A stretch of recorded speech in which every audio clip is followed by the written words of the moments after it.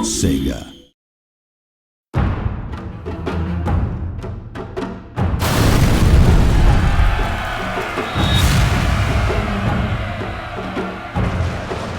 The Fall of the Samurai features the most advanced weaponry ever seen in a Total War game. Even things like just straightforward rifle technology have come on enormously. It's more furious, faster reloading, more death. Over 50 new land and sea units change the rules of engagement, giving battles an entirely different feel. Some of the most interesting ones on land are obviously the Gatling gun, but we've also got a lot of new line infantry units and riflemen. And on sea, got lots of ironclad ships and the torpedo boat, which is perhaps a favourite of mine. Launch torpedoes!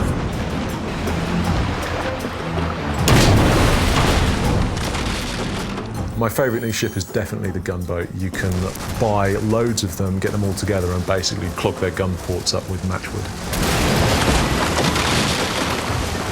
It's a fantastic divisionary tactic.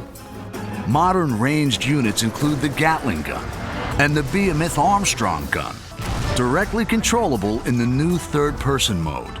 You can hit a hotkey and drop down to third-person mode on cannons and Gatling guns, which enables you to have direct control over the weapon.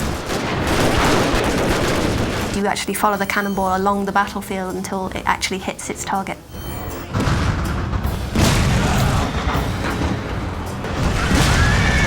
The downside, obviously, is that it means that you're not really paying attention to the rest of the battlefield, so it can be quite dangerously distracting. Mighty steam-powered ironclad warships armed with torpedoes make naval battles much more destructive.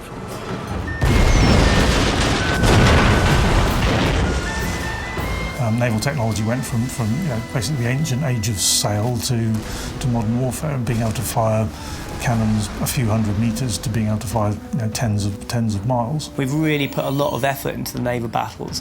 They're the best naval battles we've ever done, I think.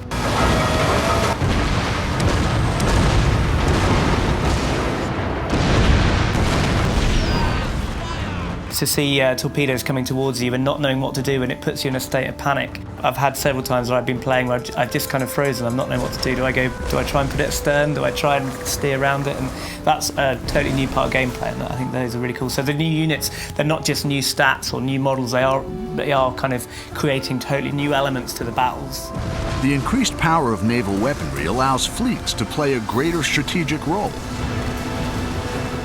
Turn the tide of conflict by directing devastating naval bombardments against enemy fleets and settlements. A nearby navy can reinforce that land battle, and actually you can call in an artillery strike from the navy. So you can select your general and you can pick a location on the map, and you'll basically just see a huge artillery bombardment raining down fire onto the enemy. And you have to time those right because they're not immediate, so you have to kind of try and predict where you should be calling it. They're really good fun. Attempt a naval assault on an occupied enemy port to fight the new port siege battle type. The attackers will sail in to a coastal region. The defenders will actually have artillery mounted on the coast that they can use to bombard the attacking ships, as well as having their own fleet to back up. So there's a whole new battle type. Upgrade your castles with deadly matchlock or Gatling gun towers to give a new dimension to sieges on land.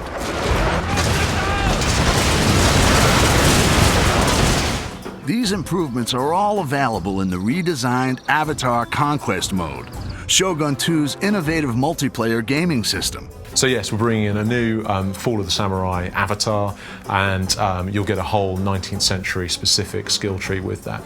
Access to a bunch of new retainers and a bunch of new armor sets as well, so you'll really be able to kind of customize your online persona in line with the sort of 19th century look and feel that the rest of the game will have.